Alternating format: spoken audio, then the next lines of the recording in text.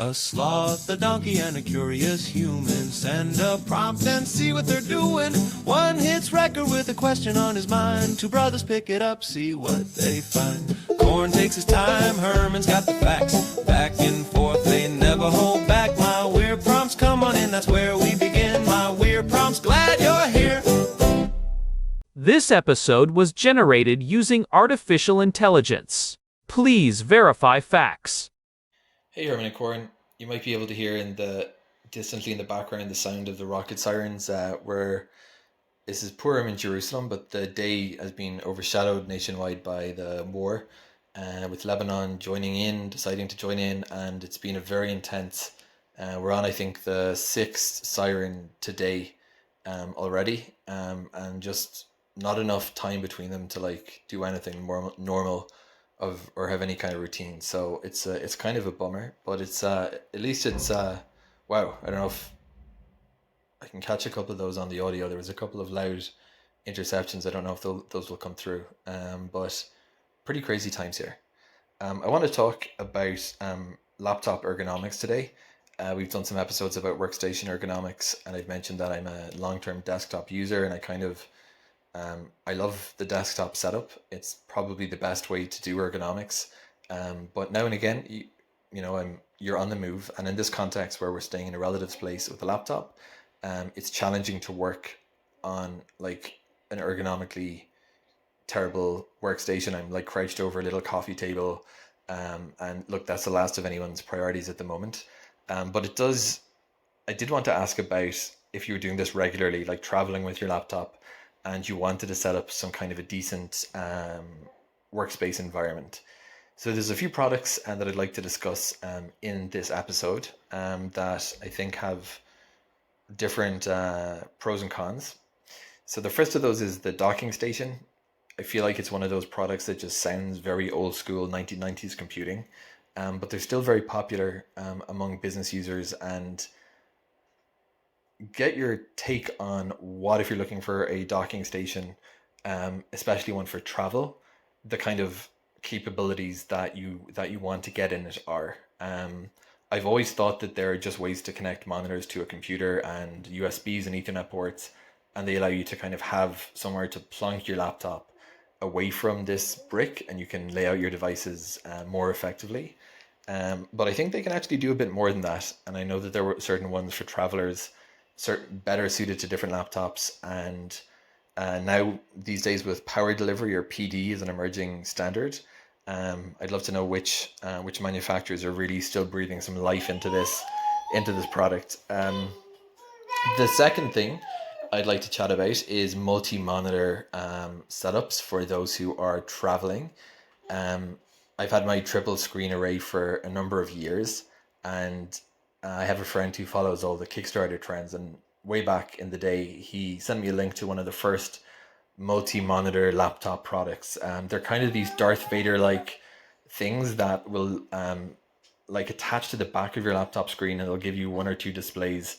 And I always thought they look kind of gimmicky, and ergonomically, I don't think they make much sense. But I'm curious to know if there's any circumstance under which they can actually be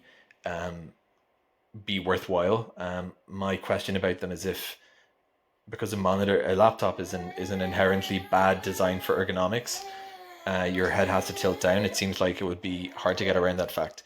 The other class of products, I once made the mistake of trying to pack a monitor in my carry-on luggage, and even though I packed it pretty carefully with foam wrap and whatever, it did not survive its very first trip. So these days, LCD screens have definitely become a lot more compact and light, and it's not so crazy to think that one might want to pack a couple of really light screens in their luggage. Are there any screens on the market now that are actually kind of fairly pack proof, such that they'll take a lot more pressure than your average monitor might be? Or if the better approach is to put them in casing, what are some of the products that are out there? Pelican cases are beloved among people moving tech gear, and you'd have to be pretty determined to use one for a monitor. But I'm wondering if hard cases are a popular solution. The final thing is for actual mounting hardware. AliExpress, you see a lot of just the long tail of different products being manufactured. And I've seen some Visa brackets that are actually can compact down into a backpack, and they're actually travel proof. My question is, how stable are those things? Like if you wanted to pack a couple of those in your suitcase and a couple of cheap monitors, it wouldn't be the end of the world if it tipped over, but you wouldn't want them to be knocking over every 5 minutes. Do you think these products are actually stable, or should you just make do with a single screen when traveling? I'd love to get your take, Herman and Corin, for those who work with their laptops as their daily computer devices. What are some of the hardware we have, from docking stations through to these traveling Visa mounts, that can actually make the process a bit more ergonomically efficient and reduce some of that neck and back strain that you get very quickly when you're working at an unergonomic workstation? Hey everyone, welcome back to my weird prompts. I am Korn, and I am sitting here in our living room in Jerusalem with my brother. We are currently listening to the distant hum of activity outside, and as our housemate Daniel mentioned in his prompt, it has been a bit of a heavy day here. But we are safe, we are together, and we are ready to dive into some technical distractions to keep the mind sharp. It is funny how, in times of stress, focusing on the granular details of a hardware setup can feel like a form of meditation. Herman Poppleberry here. And yeah, Daniel really set the scene with those sirens in his voice note. It is the reality of living in this part of the world right now, but as always, the work continues. It has to. And Daniel's prompt today is actually very timely because, as many of you know, we have all been working from various makeshift setups lately. When you are moving between safe rooms or traveling to stay with family, your ergonomics usually take a back seat to, well, staying alive. But once you are settled in a temporary spot, that back pain starts to creep in. Daniel wants to talk about how to actually make a laptop setup sustainable for the long haul when you are on the road, especially for those of us who are used to the luxury of a triple monitor desktop command center. It is a great topic because the laptop is inherently an ergonomic nightmare. It is a design compromise that has persisted for 40 years. You have the screen and the keyboard attached to the same chassis, which means if the keyboard is at the right height for your hands, the screen is too low for your neck. And if the screen is at eye level, you are reaching up like you are playing a pipe organ. It is a recipe for tech neck and carpal tunnel. Daniel is asking about the hardware that bridges that gap. He wants to know how to recreate the command center experience without needing a literal moving van to transport his gear. We have talked about the command center before, back in episode 5087, but that was about a fixed workstation with heavy-duty monitor arms and standing desks. Today is about the mobile professional, the person who needs to maintain that level of productivity without carrying a literal desktop in their suitcase. And the first thing Daniel asked about was docking stations and power delivery standards. This is where most people start their journey, and it is also where most people get confused by the alphabet soup of technical specifications. In 2026, that alphabet soup has only gotten thicker. Right, the docking station used to be this massive plastic brick that your ThinkPad would click into with a satisfying mechanical thud. I miss that sound, honestly. But now, it is all about that single cable dream. One USB-C or Thunderbolt cable that handles everything. Herman, for someone looking for a travel-friendly dock today in March of 2026, what are the non-negotiable standards they should be looking for? The landscape has changed significantly in just the last few years. If you are looking for a travel dock today, the first thing you have to look at is the Power Delivery Standard, or PD. Specifically, you want to look for PD 3.1 support. For a long time, USB power delivery was capped at 100 watts. That was fine for a MacBook Air or a thin and light Ultrabook, but if you were running a high-end workstation or a gaming laptop, 100 watts wasn't enough to keep the battery charged under heavy load. You would actually see your battery percentage drop while you were working. I remember that. It was incredibly frustrating to be plugged into a dock and still see that low battery warning because you were rendering video or compiling code. It felt like the technology was lying to you. So, how does PD 3.1 change the game for the traveling pro? PD 3.1 introduced what we call Extended Power Range, or EPR. This allows for up to 240 watts over a single USB-C cable. Now, most travel docks aren't pushing 240 watts yet because of the immense heat generated in such a small form factor, but many high-end travel hubs are now offering 140 watts. This is crucial because it matches the power draw of the modern 16-inch Pro laptops. It means you can leave your proprietary heavy power brick at home and just use a high wattage gallium nitride charger with your dock. And gallium nitride, or GaN, is the key to the travel aspect, right? Because those chargers are so much smaller than the old silicon-based ones. I remember my old laptop charger was basically a literal brick. Now I have one that fits in my pocket and charges my phone, my laptop, and my headphones all at once. Precisely. A 140-watt GaN charger is now roughly the size of what a 60-watt charger used to be 5 years ago. So, when you are looking at a dock, you want to make sure it has PD pass-through that can handle those higher wattages. But beyond power, you have to look at the data side. Daniel mentioned docking stations, and I would argue that for a pro traveler, you should specifically look for Thunderbolt 5 docks if your laptop supports it. We are finally seeing Thunderbolt 5 become the standard for high-end machines this year. Why Thunderbolt 5 over a standard USB-C dock, or even Thunderbolt 4? I know USB-C is just the connector shape, but the protocols underneath are where the magic or the headache happens. What is the actual benefit for the user who just wants their monitors to work? It comes down to bandwidth and the number of displays. Thunderbolt 4 was great, but it was capped at 40 gigabits per second. Thunderbolt 5 jumps that to 80 gigabits per second, and it can even boost up to 120 gigabits for video-intensive tasks. If you're trying to run two 4K monitors at 120 Hz through a cheap USB-C travel hub, you are going to hit a wall. You might find that the refresh rate drops to 30 Hz, which makes your mouse cursor look like it is lagging through molasses, or your USB ports drop to ancient speeds because the video is hogging all the lanes. Thunderbolt 5 ensures you can run dual high-resolution displays and still have full-speed data for your external SSDs. That is a huge point. There is nothing worse than a laggy mouse or a flickering screen because your dock is choked for bandwidth. It breaks your flow. But Herman, what about the actual physical ports on these travel docks? I see some that are just a nest of cables. Is there a specific configuration that makes more sense for travel? For travel, I prefer what I call the PUP design or the integrated cable design. You want something that has a captive cable, meaning the cable that plugs into your laptop is permanently attached to the dock. Why? Because you don't want to realize you left the main host cable in a hotel room in another city, and you want to make sure it has at least one HDMI 2.1 port and one DisplayPort 2.1. This gives you the most flexibility with whatever monitors you might find in a hotel, a remote office, or even a friend's house. Also, don't overlook the Ethernet port. In many older hotels or secure environments, the Wi-Fi is terrible or non-existent, but a hardwired connection is rock solid. I agree. I have been in plenty of situations where the Ethernet port on my dock saved my day during a big upload. But let's move on to Daniel's second question, because this one is more about the physical ergonomics and the cool factor that often traps people. He asked about those multi-monitor setups that actually attach or clip onto the back of your laptop screen. They look like wings. You see them all over social media ads. Are they a gimmick, or are they actually worth the wait? This is a controversial one in the tech community. These are products like the Mobile Pixels or the Sidetrack. On paper, they look like the ultimate productivity hack. You slide out a second or third screen, and suddenly you have a triple monitor setup on a coffee table.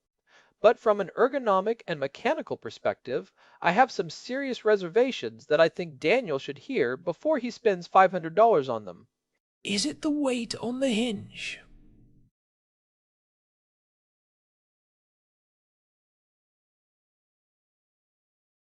That is the first thing that comes to mind for me. Laptop hinges are precision-engineered components designed to hold the weight of the screen itself, not the screen plus 2 additional panels and a mounting bracket. You hit the nail on the head. Most laptop hinges are friction-based, and they are tuned for a very specific weight range. When you hang an extra pound or two off the back of that screen, you are putting immense leverage on those small metal components. Over time, that hinge is going to get loose, or worse, the plastic or aluminum casing around the hinge will crack. I have seen it happen to high-end MacBooks and ThinkPads alike. The hinge just wasn't meant to be a structural support for an entire monitor array. Beyond the mechanical stress, what about the ergonomics? If the screens are attached to the laptop, they are still at the same height as the laptop screen, right? which means you are still looking down.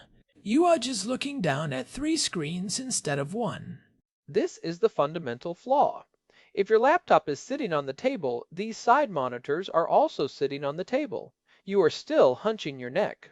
And because they are usually smaller, maybe 12 or 14 inches, you are squinting at them more than you would a standard monitor. In my opinion, these wing-style monitors are a bridge to nowhere. They provide more screen real estate, which is good for your brain's workspace, but they don't solve the ergonomic problem of neck angle. They might actually make it worse because you are now rotating your neck side to side while also looking down. So, what is the alternative? Daniel's third question was about portable monitors that are durable enough for travel.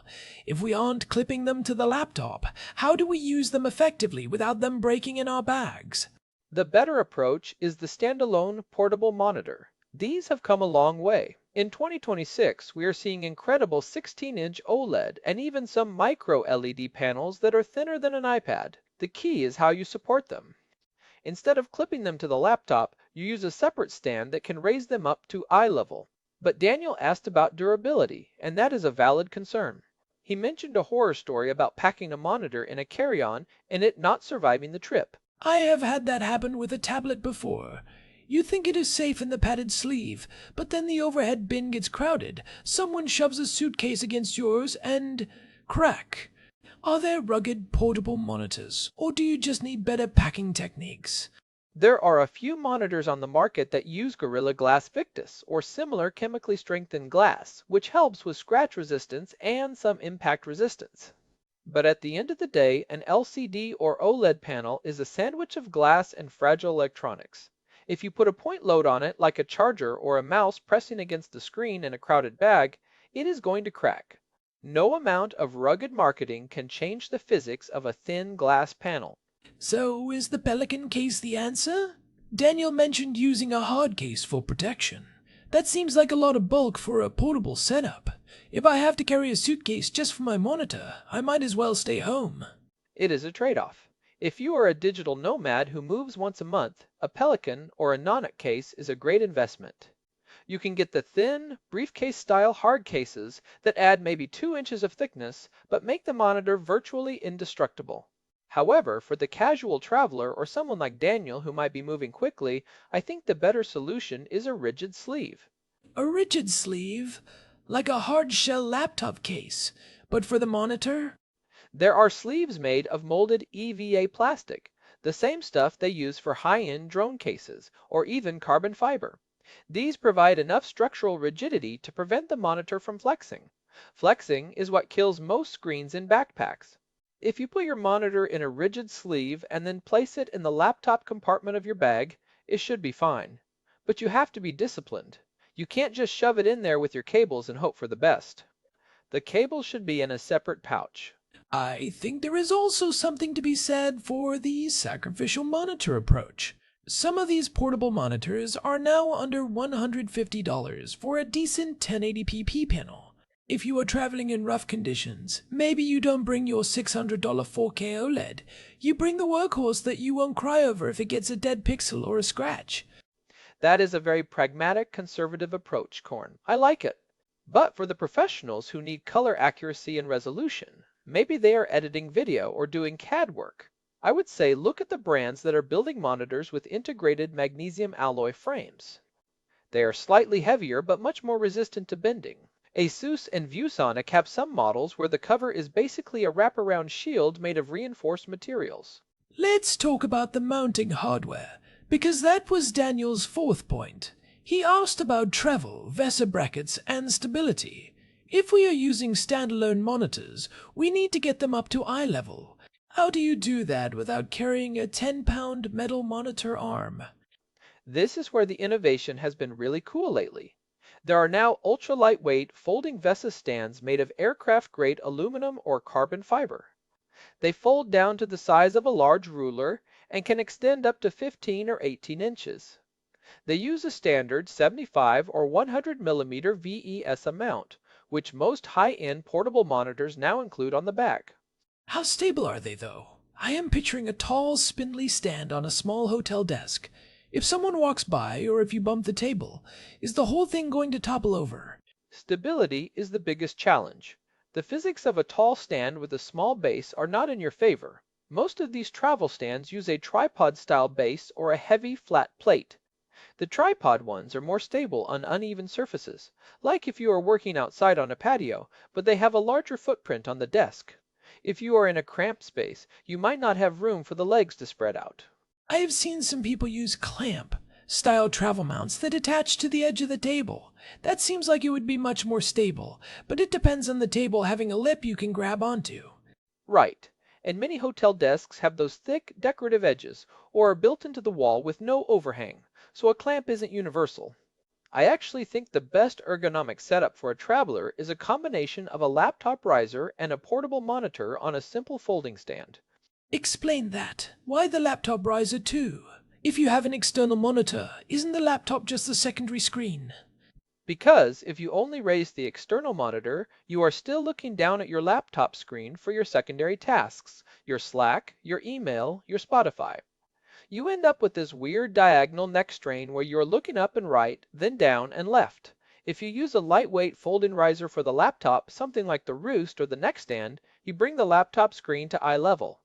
Then you place your portable monitor next to it on its own stand. Now you have two screens at eye level. It is a game changer for your posture. But wait, if the laptop is up in the air, you can't use the keyboard. Your hands would be at chest height. And this is the secret sauce of travel ergonomics that Daniel was touching on.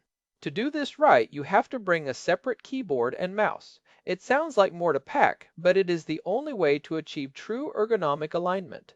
You have your laptop on a stand, your monitor on a stand, and your hands comfortably on the desk with a dedicated keyboard and mouse. It turns any hotel desk into a professional workstation. It feels like we are slowly rebuilding a desktop setup in a suitcase. Is there a point where it becomes too much? Daniel asked if it is worth packing all this, or if you should just make do with a single screen. Where do you draw the line, Herman? At what point are you just moving house? It depends on the duration of the trip and the nature of the work. If I am going away for 2 days and I am just answering emails, I will make do with the laptop on my lap or a table. But if I am going for a week or more and I am doing deep work coding, writing, analyzing data, the ergonomic tax of a bad setup starts to compound. After 3 days of hunching, your neck and shoulders are in pain, your productivity drops, and you start making mistakes because you are physically uncomfortable. I think people underestimate the cognitive load of a small single screen too. We've talked about this in the context of NASA and flight control in episode 7 and 77. Having more pixels allows your brain to maintain context. If you are constantly alt-tabbing between a spreadsheet and a document, you are losing focus every time. That mental friction adds up over an 8-hour workday. It is like trying to paint a mural through a keyhole. It really does. So, to answer Daniel's question directly, yes, it is worth packing a multi-monitor setup if you are doing professional work for more than a couple of days. But the how matters. Don't use the clip-on wings. They are an ergonomic and mechanical compromise. Instead, go with a high-quality portable monitor, a rigid protective sleeve, a lightweight laptop riser, and a compact mechanical keyboard. A mechanical keyboard for travel? Isn't that a bit loud for a public space? I don't want to be that person in the coffee shop or the shared office space clicking away like a 1950s typist. Not if you use silent switches. There are some incredible low-profile mechanical keyboards now. Think of the Logitech G915 TKL or the NuFi Air series. They are thin, they have great tactile feedback, and they fit easily in a laptop bag. Using a real keyboard makes a massive difference in your typing speed and hand fatigue. The short travel distance of most laptop keyboards is actually quite hard on your finger joints over long sessions. So, let's summarize the hardware list for Daniel. We start with a Thunderbolt 5 or high wattage USB-C dock with PD 3.1. We add a 16-inch portable monitor in a rigid sleeve. We use a folding laptop stand to get the primary screen up. We add a separate keyboard and mouse. And for power, we have a single 140-watt GAN charger that runs everything. That is the ultimate mobile workstation for 2026. It fits in a standard backpack, it weighs maybe 5 or 6 pounds total, including the laptop, and it gives you a desktop class experience anywhere in the world. I want to go back to the docking station for a second, because there is one feature we didn't mention that I think is really important for travelers, especially those in corporate or high security environments: MAC address pass-through and PXE boot support. I know that sounds super nerdy, but for people working in corporate environments, it can be a lifesaver. That is a great deep dive point, Corn. For those who don't know, many corporate networks use the MAC address, the unique hardware ID of your computer, to grant access. When you plug in a dock, the network sees the MAC address of the dock, not the laptop. A good professional-grade dock will pass through your laptop's unique ID so the network doesn't block you.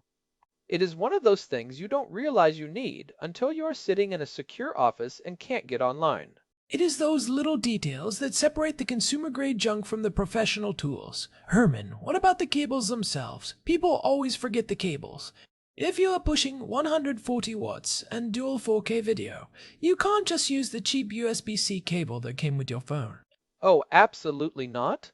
That is a recipe for a fire, or at least a very frustrated afternoon. You need cables that are explicitly rated for 240 watts and 80 gigabits per second. Look for the USB-IF certification logos. There is a specific logo for 80 Gbps and 240W. If the cable doesn't have that, don't trust it with your workstation. A bad cable can actually throttle your performance or cause your monitors to flicker randomly. And maybe pack a spare. In my experience, the cable is the first thing to fail, especially when it is being coiled and uncoiled every day in a travel bag. The stress on the connectors is real. Always pack a spare. And speaking of travel, I want to address Daniel's question about the Pelican cases again. If you are traveling to a place where you might be working in, say, a construction site or a rugged field office, or even just moving around a lot in a high-stress environment like we are right now, the Pelican Microcase series is actually perfect for cables, your dock, and your mouse. It keeps them from getting crushed or wet. It is about protecting the connective tissue of your setup. That is a good point. Protection isn't just about the screen. It is about all the little pieces of the puzzle. If your dock gets crushed, your whole setup is dead. You are back to a single screen and a sore neck. Right? Now, I want to touch on the software side of this for a moment. When you have this multi-monitor travel setup, how do you manage the windows? Because you are moving between a single screen and dual screens frequently as you pack and unpack. I use Fancy Zones, which is part of the Microsoft PowerToys suite. It allows you to create specific layouts for your windows. When I plug into my portable monitor, it remembers exactly where I want my Slack, my browser, and my terminal. It saves me 5 minutes of window shuffling every time I set up.